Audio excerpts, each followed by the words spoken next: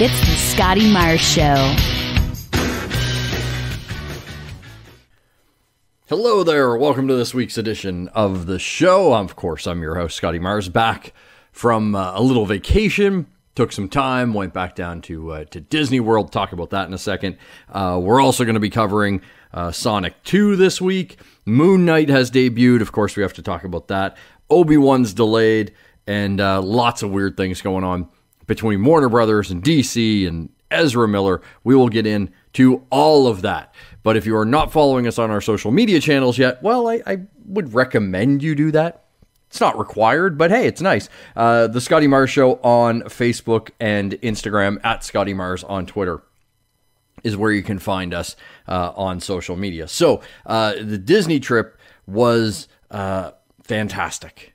To put it any other way would be short. There's a lot of videos and posts online right now about Disney World going, oh, the magic is gone and they're nickel and diming you and blah, blah, blah. And I don't want to spend a ton of time talking about that here, but I don't feel that that is the case, to be totally honest.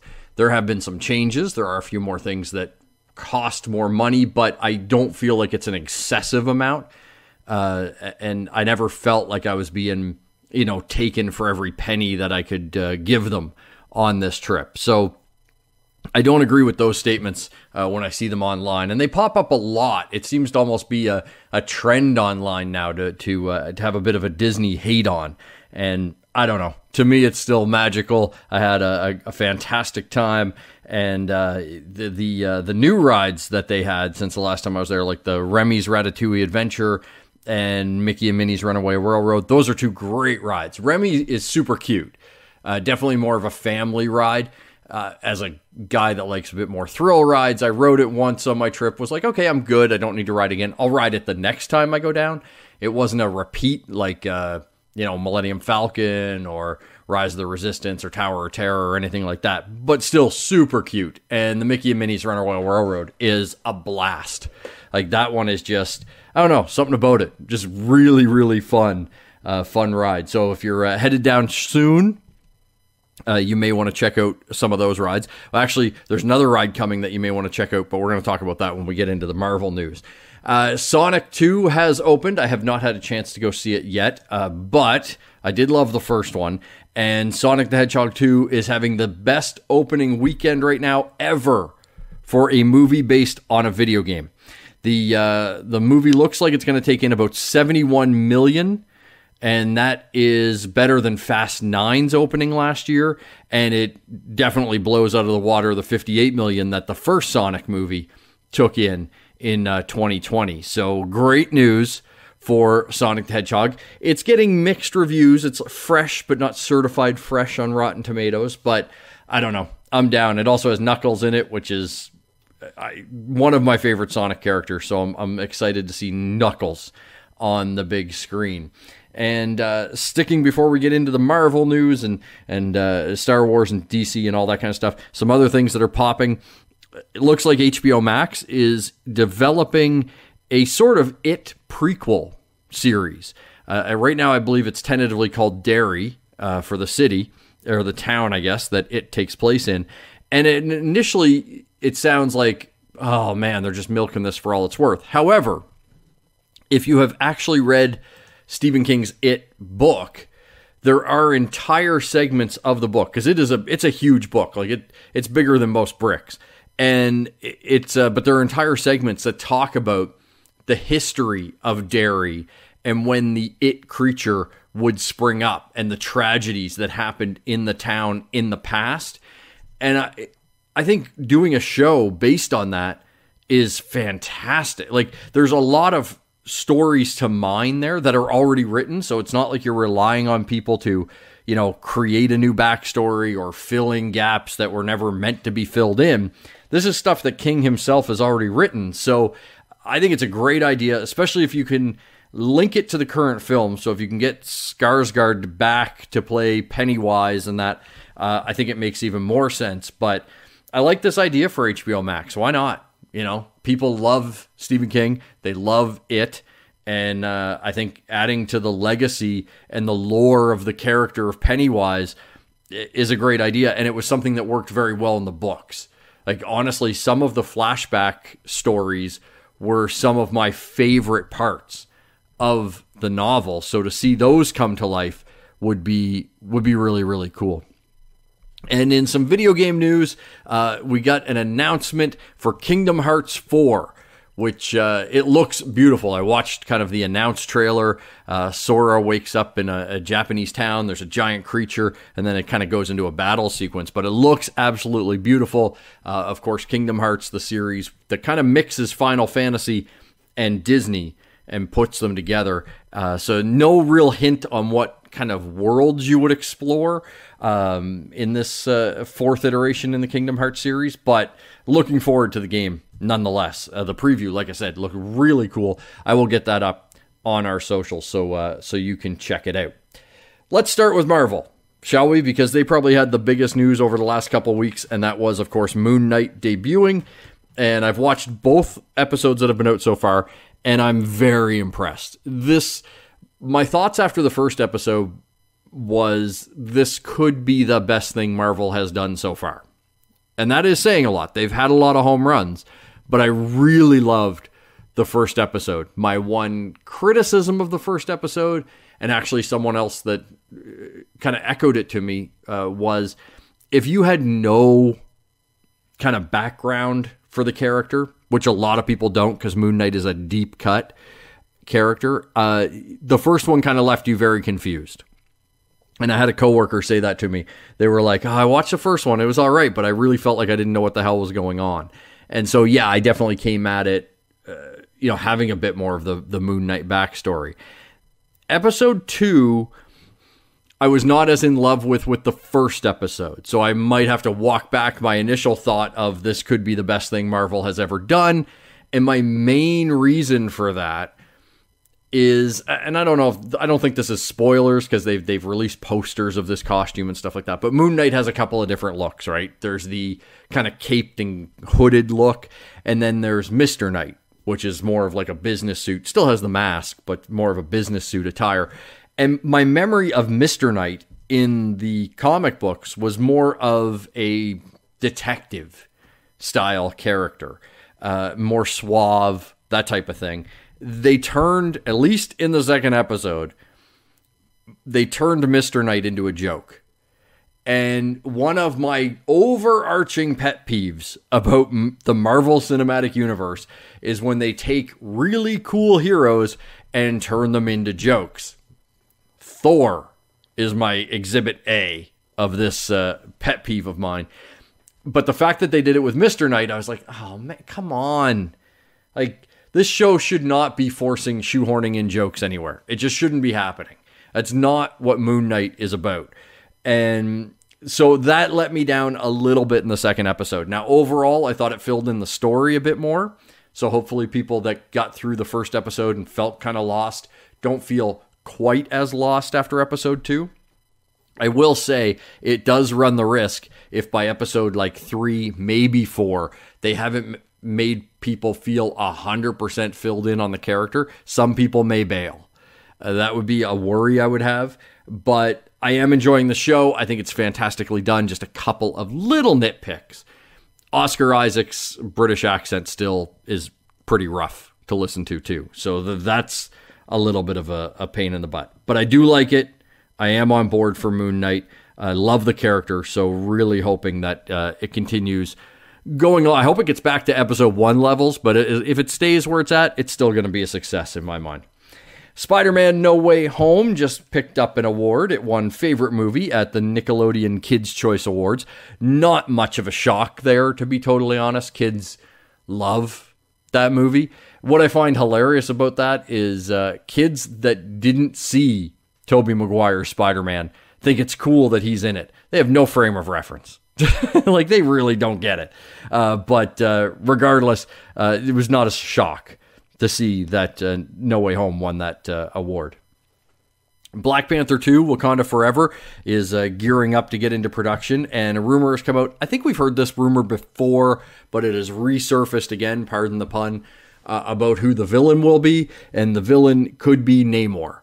And that'd be a great way to bring him in to the Marvel Cinematic Universe. Of course, he's kind of been both hero and villain over the course of his Marvel existence.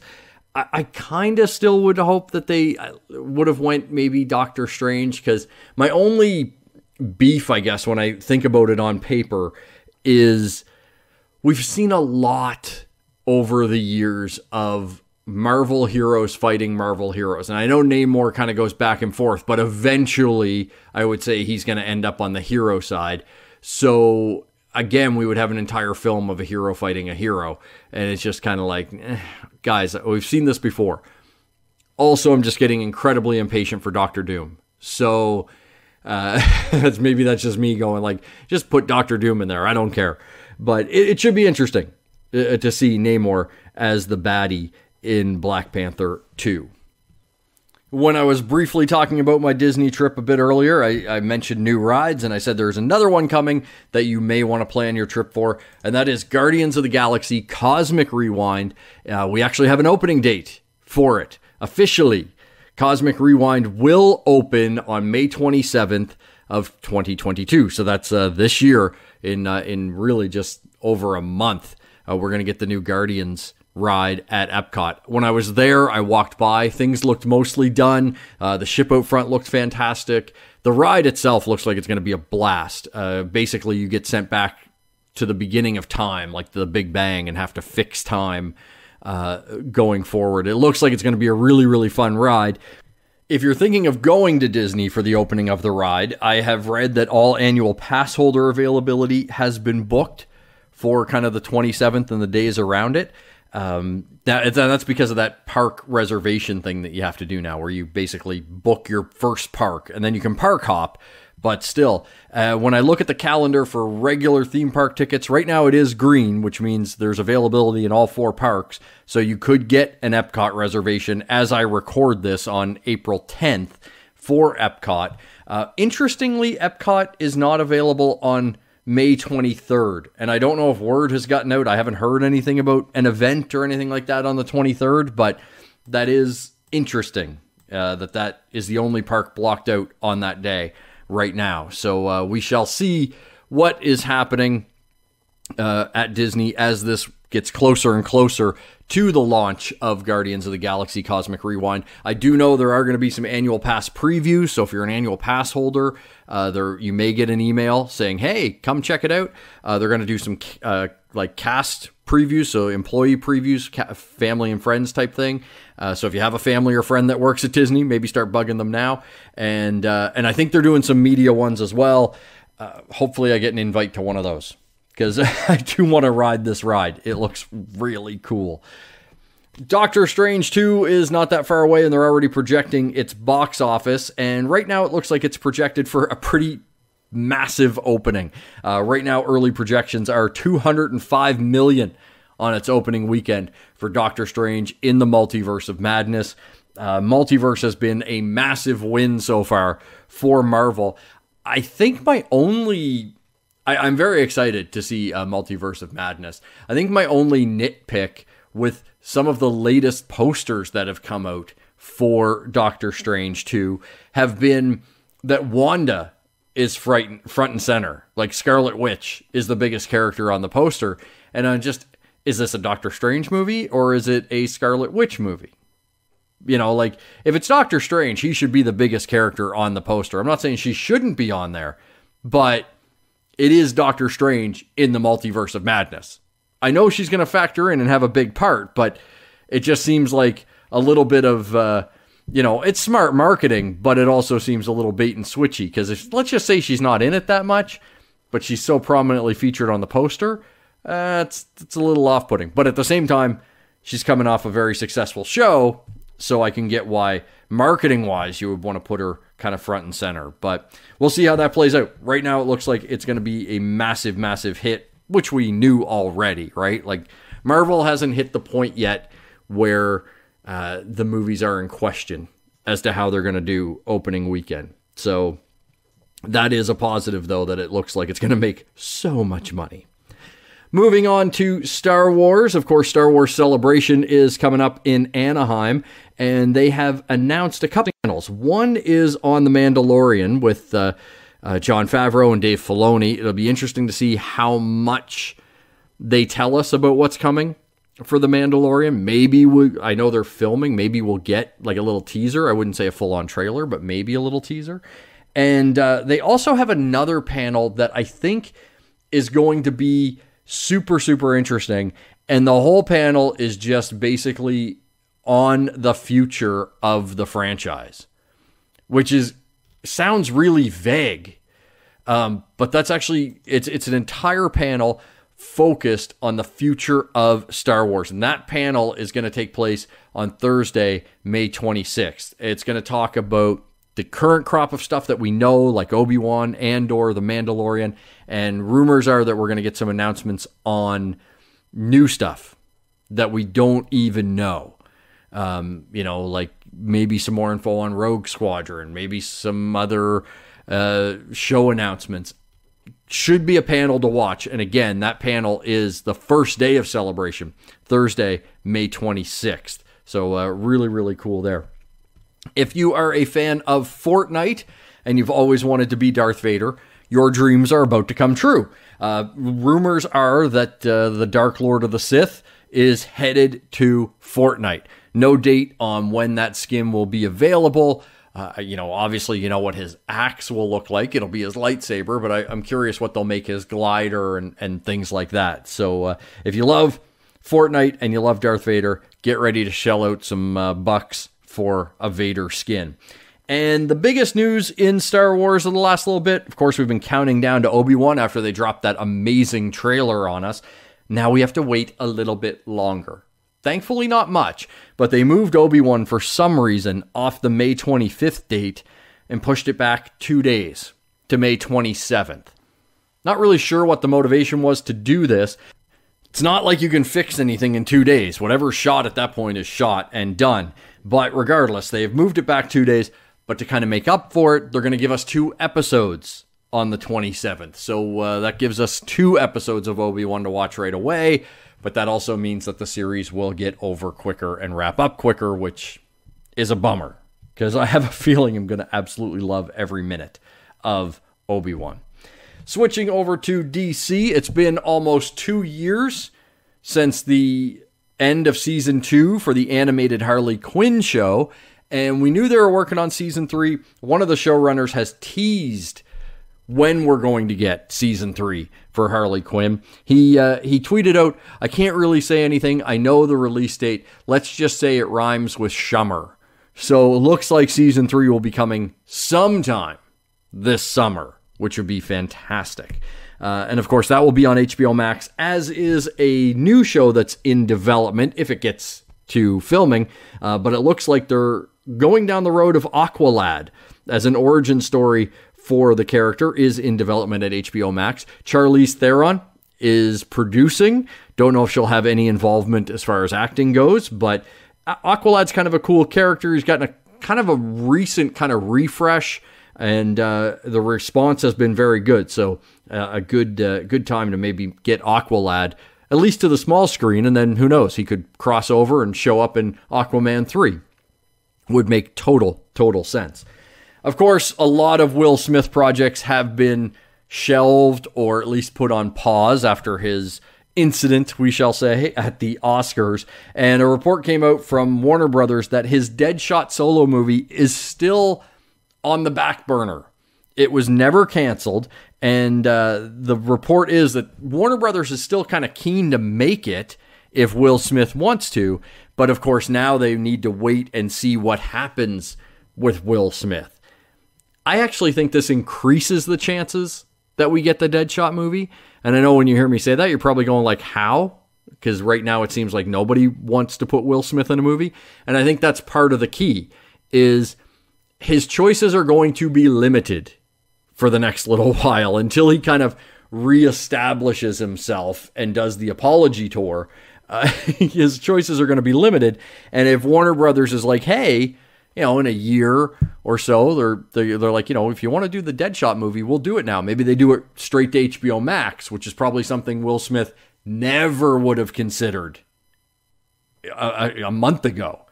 But if he's trying to kind of get the career back on track, a superhero movie, maybe even straight to HBO Max, might not be a bad idea. I don't think Deadshot needs a huge budget. And that was probably also another stumbling block for the movie, was just Will Smith's salary was huge.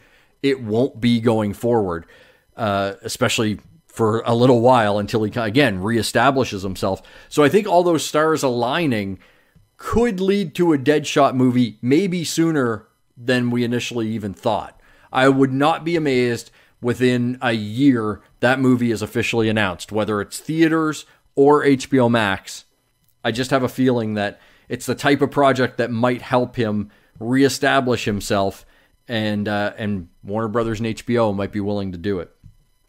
Speaking of HBO, Warner Brothers, of course, the big studio news this week was that the merger went through with Discovery. So some executives have been turfed already, and I'm sure more will come as this merger continues to go through. Not sure exactly where this leaves DC as we look at things going forward. Basically, Warner Brothers has two massive IPs right now. They've got the Harry Potter world, and then they've got DC. And it'll be interesting to see what Discovery wants to do with DC and those DC characters. I think there's an opportunity for DC to pop up. I joked about it a bit when the merger was first kind of announced, before it was official. But like, you could have King Shark pop up on Shark Week now. Like, it's all under the same umbrella. New company will be called, was it Warner Brothers Discovery or Discovery Warner Brothers? Something like that. But you could have more of these crossovers and put DC characters in front of people that maybe typically don't see DC characters. I think in the long run, it could be beneficial if the Discovery end of it and the people in charge see the possibilities of doing this. But we shall see how much they're invested in Warner Brothers and DC going forward. And the biggest story that came out of Warner Brothers this week was Ezra Miller. Now, there was the report that he, had an altercation with a couple in Hawaii at a bar. He was arrested. Not a good look, obviously, for Ezra Miller, especially since he's had some issues in the past. And there was a report that came out. It was in Rolling Stone magazine, so it's a very typically credible source that said everybody at Warner Brothers got together and had an emergency Ezra Miller meeting where they got together and basically said, what the fuck do we do? Because they are in Fantastic Beasts. They are the Flash. Flash is a big movie for the DCEU going forward. It's not a reboot, and it might be a soft reboot. It at least establishes a main continual world, and then it's going to have offshoots. It's definitely setting up a multiverse. And to have these issues with the actor apparently made the studio panic, and I could see that. I really could. And the report out of that meeting was that Warner Brothers was essentially just going to put a pause on any new Ezra Miller project. So the Fantastic Beasts movie that opens like next week, and then the Flash, obviously still going forward. It is too late to do anything with the Flash, and you can't scrap that movie. Way too important for DC. So to say that they were going to put anything starring Ezra on pause, not a huge thing, because the Fantastic Beasts movies are going to continue to go, but they're not even shooting the next one yet right now. No sequel to The Flash has been officially announced. I'm sure it's on tables as a proposed movie at Warner Brothers, but it's not been officially announced. And I don't know what else Ezra had signed on for Warner Brothers. So it may not be anything. And then a report came out like a day or two later that basically said the report of the emergency Ezra Miller meeting was all bullshit, and that meeting never happened. So not sure where that kind of leaves Ezra Miller right now, or Warner Brothers, or DC. Obviously, Ezra Miller has some issues that need to be addressed. A lot of people online kind of talking about, is this a mental health issue? Not knowing Ezra Miller personally, I don't know that any of us can speak to that. From an outsider point of view, the past behavior, some of the bizarre things they've done online, yeah, it may look like there is a mental health issue there that needs to be addressed. And if that is the case, then I would hope the people around them would give them that support. And whether that is friends, family, I don't care if it's their agent, someone needs to step in and be supportive and give them the help they need. It could even be the studio, in all honesty. And not to make it shallow, but after the Joss Whedon incident with Justice League and how Warner Brothers handled that, there's a bit of a black eye on how they treated their talent and the people that worked for them. If they would like to correct that in the public eye, maybe helping Ezra Miller is a way to do that. And that is beneficial to not only Ezra, but the studio as well. And I know you could be looking at me and listening and going, that is super shallow. And it is. I totally get that. It's a calculated business move. But if that's what it takes for Ezra Miller to get some help, I'm okay with that. If it has to be on that shallow end, as long as they get the help that they need, again, assuming it is a mental health issue, which we 100% do not know. We're drawing conclusions based on the actions that we have seen, which sometimes is not fair. You know, sometimes things happen online, people do things, and it doesn't put them in the best light. So if that is the issue, hopefully someone steps in and helps Ezra Miller. Having said all that, I am still super excited to see their portrayal of Barry Allen and the Flash in the upcoming Flash movie. Barry Allen and Ezra Miller in the Justice League, even the Justice League version, but the Zack Snyder version, fantastic. I'm a fan of what they're doing with the character, so I do want to see them continue on and do more with it. So now we have to wait till 2023 to see the Flash. And maybe that delay, which they said was for special effects, but maybe that delay gives Ezra Miller the time to work on whatever they have to work on. And then when the movie comes out, it's kind of like a full-on rebirth for Ezra Miller. Maybe I'm being a super optimist here, but that sounds like a little like utopia-like dream. Maybe. That will do it for this week's edition of the show. Again, thank you so much for tuning us in. Don't forget to tell your friends, give us the like, give us a share. If you can drop a review, that helps as well, whether it's on Spotify or Apple Podcasts, Google Podcasts, wherever you're listening to us. And until we chat again, have a great week.